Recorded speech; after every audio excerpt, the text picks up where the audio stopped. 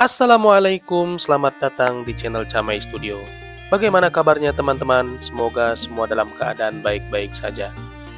Teman-teman, terima kasih sudah menonton channel Camai Studio sampai selesai. Baik yang baru bergabung atau yang sudah lama, mudah-mudahan semoga semua urusan hidupnya dilancarkan oleh Allah Subhanahu wa Ta'ala. Baik, untuk cerita kali ini berjudul Suamiku Diculik Jin Penunggu Pohon Angker di Puncak. Kita mulai ceritanya. Pada tahun 1992, ada pasangan suami istri yang baru nikah. Mereka berdua asalnya dari desa dan pergi merantau ke kota. Karena nggak punya saudara sama sekali, mereka memutuskan buat ngontrak rumah. Awalnya nyari di daerah Jakarta Selatan. Namun, karena mahal dan budgetnya nggak cukup, akhirnya dari saran beberapa teman mereka cari kontrakan di daerah Bekasi dan langsung tinggal di sana. Rumah yang mereka kontrak nggak terlalu besar. Rumahnya tua, bagian belakang rumah udah hampir hancur. Saking lamanya nggak dihuni.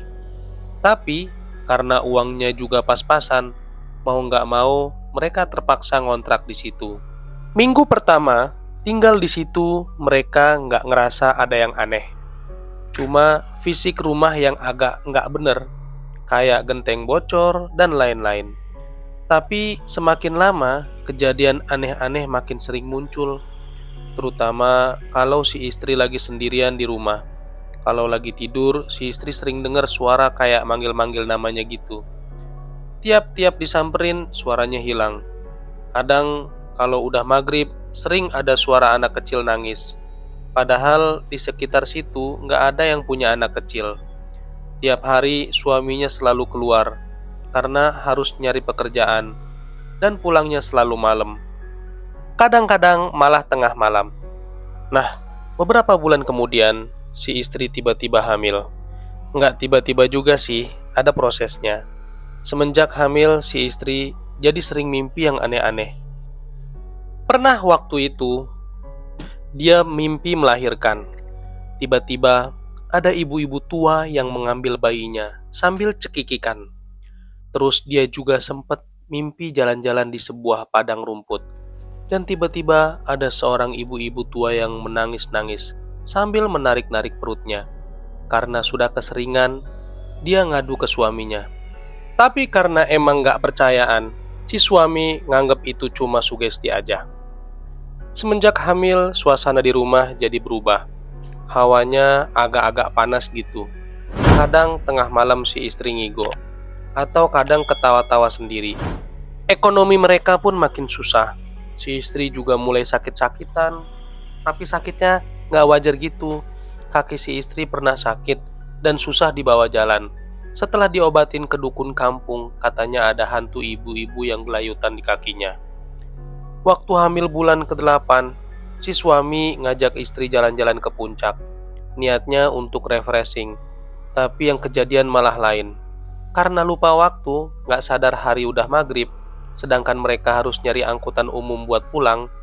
Waktu itu, posisinya di puncak atas.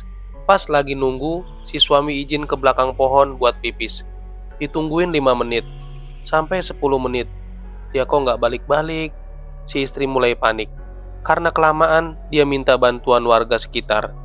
Di daerah situ memang terkenal angker. Mereka pun muter-muter mencarinya. Setelah mencari sampai tengah malam dan nggak ketemu-ketemu, si istri akhirnya pulang ke rumah.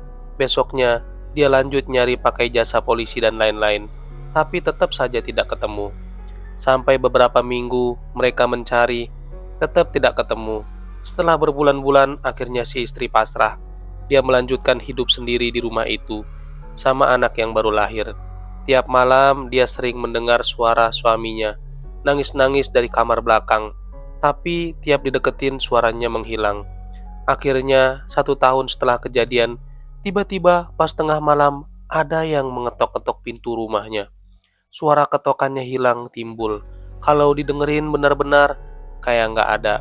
Kalau didiemin tiba-tiba kedengaran. Karena keganggu, walaupun takut, si istri akhirnya memberanikan diri untuk membuka pintu. Pas dibuka, si istri kaget. Waktu itu sudah pukul 2 malam. Di depan pintu ada bapak-bapak yang mirip suaminya. Yang membedakan, mukanya lebih lusuh dan kakinya berdarah-darah. Rambut bapak itu acak-acakan, mukanya datar, menunduk ke bawah, tatapannya kosong. Setelah terdiam kaget mengamati wajah bapak tadi, si istri mundur agak ke belakang dan teriak hingga akhirnya pingsan. Pagi harinya, si istri mencari informasi melalui ustadz untuk meminta tolong kepadanya. Setelah ustadz itu berdoa kepada Allah dan sekaligus menggunakan ritual ilmu yang dia punya, ternyata suaminya telah diculik oleh jin penunggu pohon angker di puncak. Selesai sudah ceritanya. Kesimpulan dari cerita ini, kalau kita sudah kepepet ingin buang air kecil, minimal kita minta izin ke tempatnya orang yang ada di sekitar situ. Jika tidak ada sama sekali, kita izin agar supaya tidak terjadi seperti yang dalam cerita ini.